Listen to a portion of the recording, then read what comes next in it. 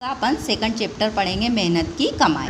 इसका अपन पहला गद्यांश पढ़ेंगे कि एक अमीर बाप ने अपने आलसी बेटे को बुलाकर कहा, जा कुछ कमा ला। लड़का लापरवाह और निर्लज था। लापरवाह का अर्थ होता है बेफिक्र और निर्लज का अर्थ होता है बेशरम। काम करने की उसकी आदत न थी। सीधे माँ के पास गया और रो धोकर मिन्नतें कर उसे कुछ देने को राजी कर लिया। मिन्नतें का अर्थ होता है प्रार्थना या विनती करना। माँ से बेटे का दुख देखा न गया। उसने उसे 1 रुपया बक्से से निकाल कर दे दिया। अब ये गद्यांश पढ़ने के बाद इस गद्यांश को अपन समझेंगे और इस गद्यांश में से जो प्रश्न दिए गए हैं उन प्रश्नों के आंसर अपने को इसी गद्यांश में से समझने हैं। तो मतलब एक जो अमीर पिताजी रहते हैं उन्होंने अपने बेटे को मेहनत की कमाई का अर्थ समझाकर उसके जीवन को बदल दिया।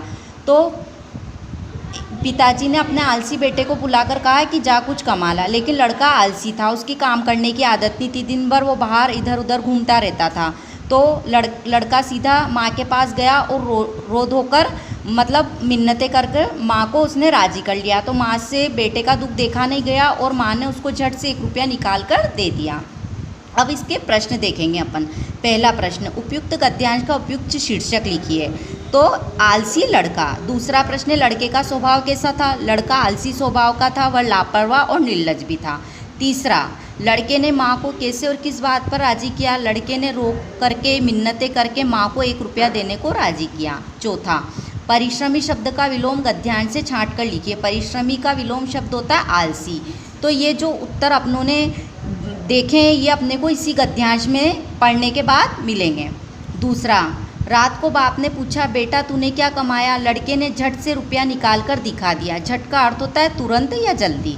अनुभवी पिता सब समझ गया। उसने कहा, जा इसे कुएं में फेंका। लड़के ने झटपट जाकर रुपया कुएं में डाल दिया। अगले दिन पिता ने फिर कहा, जा कुछ कमा ला, नहीं तो आज भोजन नहीं मिलेगा। लड़का अपनी बहन के पास जाकर रोने लगा। बहन ने तरस खाकर 1 रुपया अपने पास से उसे दे दिया। बाप ने रात्रि में लड़के से पूछा, आज तू क्या कमा कर लाया? लड़के ने जेब में से निकालकर 1 रुपया बाप के सामने रख दिया। बाप बोला, जा इसे कुएं में फेंका। लड़के ने वैसा ही किया। अब उसके पिताजी ने दूसरे दिन उससे पूछा कि बेटा तूने क्या कमाया? तो उस लड़के ने झट से 1 रुपया निकाल कर दिखा दिया। लेकिन उसके पिताजी अनुभवी थे, वह सब समझ गए कि इसने अपनी ये पैसे माँ से मांगे। तो उन्होंने कहा, जा इसको कुएं में फेंका। अगले दिन फिर पिताजी ने उससे कहा कि जा कुछ कमा ला, नहीं तो भोजन नहीं मिलेगा। तो लड़का अपनी बहन के पास जाके रोने लगा कि बहन मुझे पैसे दे दो। तो उसकी बहन को भी उस पर दया आ गई। उसकी बहन ने भी उसको 1 रुपया निकाल कर दे दिया। जब उसके पिताजी ने पूछा कि आज तुमने क्या कमाया? तो लड़के ने झट से 1 रुपया निकाल के दिया। तो उसके पिताजी बोले, जा इसको भी कुएं में फेंका। तो लड़के ने वैसा ही किया।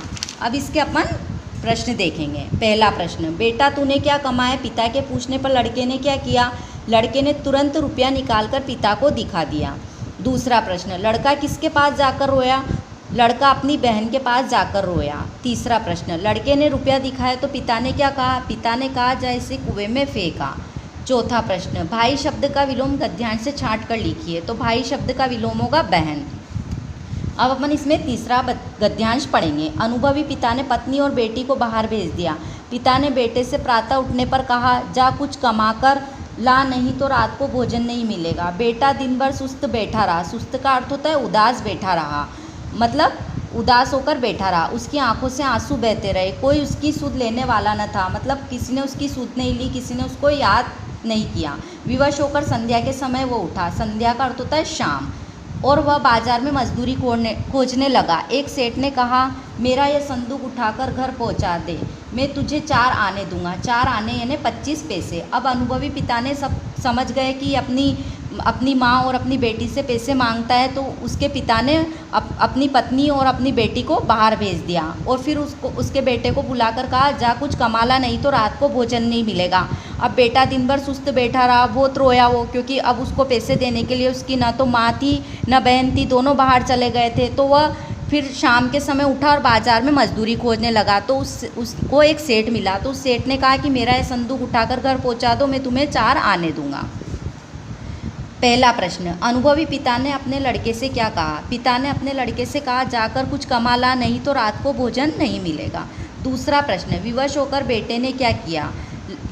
लड़का दिन भर सुस्त और दुखी बैठा रहा। विवश होकर संध्या के समय उठा और बाजार में मजदूरी खोजने लगा। तीसरा प्रश्न, सेठ ने लड़के को क्या काम बताया? सेठ ने लड़के को काम बताया कि मेरा यह संदूक उठाकर घर पहुंचा दे, मैं 4 आने दूंगा। चौथा प्रश्न, आंखों से आंसू बहना मुहावरे का अर्थ लिखिए। आंखों से आंसू बहना ये मुहावरे का है, ये व्याकरण में आता है। आंखों से आंसू बहना मुहावरे का अर्थ है बहुत दुखी होना। अब अपन इसका चौथा गद्यांश पढ़ेंगे। अमीर बाप के बेटे ने संदूक उठाकर सेठ के घर पहुंचाया। वह थककर चूर हो गया, उसके पांव कांप रहे थे और गर्दन तथा पीठ में भयंकर दर्द हो रहा था। रात को बाप ने पूछा, बेटा आज तूने क्या कुछ कमाया? लड़के ने चवन्नी निकाल कर दिखाई। बाप बोला, जा इसे कुएं में डाला। लड़के को क्रोध आ गया, वह बोला, यह मेरी मेहनत की कमाई है, मेरी गर्दन कमर और पैर दुखने लगे हैं, आप कहते हैं इसे कुएं में डाला। अनुभवी पिता सब कुछ समझ गया। अगले दिन उसने सारा व्यापार लड़के के हवाले कर दिया।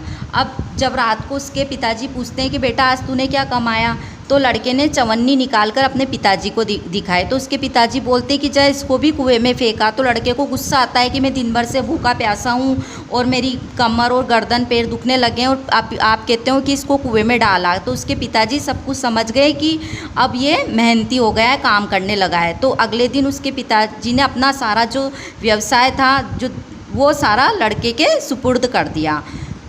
मतलब अब इसमें से अपन प्रश्न देखेंगे। सेठ का संदूक पहुंचाने के बाद घर दशा थी। तो इसका उत्तर है, लड़का थककर चूर हो गया, उसके पांव कांप रहे थे, गर्दन तथा पीठ में बहुत दर्द हो रहा था। दूसरा प्रश्न, पिता की किस बात को सुनकर लड़के को क्रोध आ गया?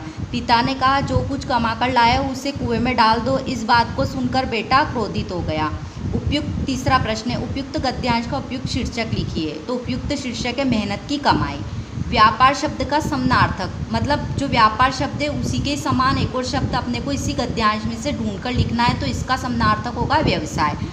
अब इस कहानी को पढ़ने के बाद अपन ये सारांश निकालेंगे कि कैसे एक अनुभवी पिता ने अपनी सूझबूझ से अपने बेटे का जीवन बदल दिया, उसको मेहनत की कमाई का अर्थ समझा दिया। अब इसके जो प्रश्न उत्तर है वो अपन नेक्स्ट वीडियो में समझेंगे। थैंक्स।